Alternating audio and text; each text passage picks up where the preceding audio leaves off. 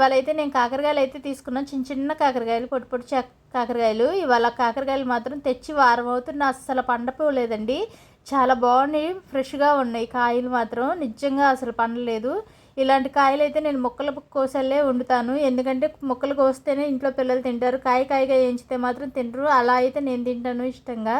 ఇలా ముక్కలు కోసి ముందుగా అయితే నేను పొయ్యి మీద పెనం పెట్టుకొని దాంట్లో ఆయిల్ వీటి ఎక్కించుకొని ఈ ముక్కలన్నీ డైరెక్ట్గా వేసేసుకున్నాను, తాలింపులో ఏం వేయకుండా. తర్వాత ఒక మిక్సీ జార్లోకి ఎండు కొబ్బరి, గెంటి ధనియాలు, కొంచెం జీలకర్ర, కొంచెం చున్నులపాయలు, అలాగే తగినంత ఉప్పు, తగినంత కారం వేసుకొని మిక్సీ అయితే పట్టేశానండి, కాకరకాయ కారం కాబట్టి. కానీ టేస్ట్ అయితే సూపర్గా వచ్చిందండి. నిజంగా చెప్పడం కాదు కానీ మీరు కూడా ట్రై చేయండి. వీడియో నచ్చితే మాత్రం కంపల్సరిగా.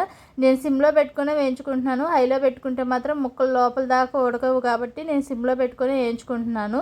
బాగా కొంచెం ఫ్రై అయిన తర్వాత దీంట్లోనే తాలింపులు వేసుకోవాలి. ఆ సెగకి బాగా మగ్గిపోతాయి, లేకపోతే ముందుగా వేసుకుంటే తాలింపు అంతా మాడిపోయి కూర అంతా టేస్ట్ అంతా పాడైపోయిద్ది.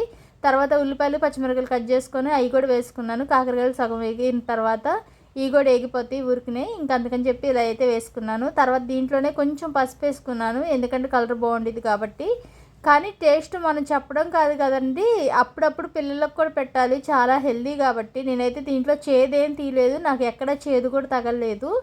ఇలా వేయించుకున్న తర్వాత సిమ్లో పెట్టుకొని వేయించుకుంటున్నాం కదా, మిక్సీ పట్టుకున్న కారం మొత్తం వేసుకొని కొంచెం ఫ్రై అవ్వనివ్వాలి, ఆ పచ్చివాసన అంతా పోయేదాకా. చూసారా ఎంత నూనె పోసినా కూడా అసలు నూనె అంటూ కనపడతలేదు. కాకరకాయకి మాత్రం కంపల్సరీగా నూనె అనేది ఉండాలి. ఇలా వేయించుకున్న తర్వాత తీసి పక్కన పెట్టుకోవడమే. దీంట్లో కొత్తిమీర, కరివేపాకు అయితే ఏమీ వేయలేదు, ఎందుకంటే ఆ రెండు నాకు ఇవాళ మార్కెట్లో దొరకలేదు, పొద్దున్నే వెళ్ళినా కూడా మా పిల్లల్ని దింపడానికి. ఇది ఇవాళ వీడియో నచ్చితే మాత్రం లైక్ అండ్ సబ్స్క్రైబ్ చేసుకోండి. చూసారా కాకరకాయ కారం మాత్రం చాలా కలర్ఫుల్గా ఉంది, చాలా టేస్ట్గా కూడా ఉంది. దీంట్లో టమాటా రసం వేసుకొని తింటే మాత్రం సూపర్గా ఉందండి. ఒక్క పూటలో చేశారు పిల్లలు కూడా. ఇది వీడియో. Bye bye.